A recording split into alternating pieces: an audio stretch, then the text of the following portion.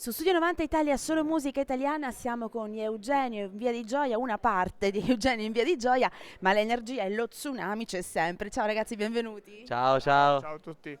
Allora, intanto vorrei cominciare subito col dire che loro sono arrivati in bicicletta, che hanno fatto una cosa meravigliosa, che comunque ci hanno dato un'energia pazzesca, che hanno cominciato prima del festival a suonare. Sì, sì, non ci possiamo fermare un secondo, prima e dopo e durante. Ridevamo fuori diretta perché dicevo, ragazzi, voi avete fatto un mini live per pochi, ci siamo divertiti Sì. tantissimo, in Piazza dei Dolori, dei ragazzi che si chiamano Eugenio in Via di È Gioia. un paradosso, un ossimoro, però è stata veramente una serata incredibile, come dicevi tu, ci siamo trovati in questa piazzetta per puro caso e non potevamo non invitare tutti perché era veramente suggestiva, non trovi? E come con un burattinaio che ha realizzato anche delle cose Una bellissime. performance. Sì, ha realizzato una performance durante la nostra canzone Tsunami e diciamo che abbiamo scoperto un mondo psichedelico all'interno di Sanremo, spostato in periferia, un mondo a sé, però bellissimo. Voi siete dei vulcani, veramente, cioè siete gli tsunami veri e propri.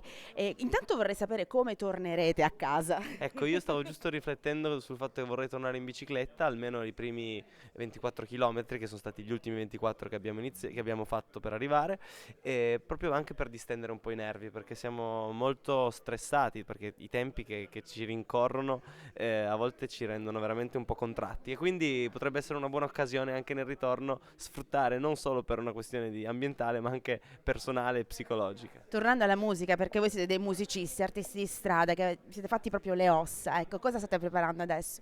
Allora, adesso, una volta terminato Sanremo, avremo le quattro date principali a metà marzo all'incirca. Quindi abbiamo il Concordia a Torino il 10 marzo, il 12 marzo Alcatraz, il 15 marzo all'Estragon tutto esaurito e infine il 16 marzo a Roma all'Atlantico.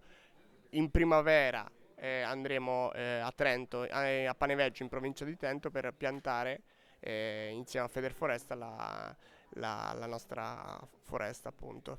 Siete molto voluti bene dai fans, infatti il vostro percorso appunto è un percorso che comincia dalla strada, che continua in strada, perché la strada cosa vi ha regalato e cosa portate con voi da questo percorso? Noi crediamo che sia proprio una vocazione quella di suonare per strada, perché è proprio un mondo a sé, è come se fosse un altro campionato, è come se esistesse il campo da calcio, il campo da calcetto, il campo da calcio balilla, cioè è sempre lo stesso sport, però si gioca in modi completamente diversi. Con delle regole Con delle con delle regole regole diverse, sì. diverse. E la strada insegna molto, perché insegna anche a dialogare col pubblico, non solo a avere un confronto io do e tu ricevi, ma io do e tu ricevi, tu mi dai e io ricevo contemporaneamente. Quindi è proprio una lezione di vita.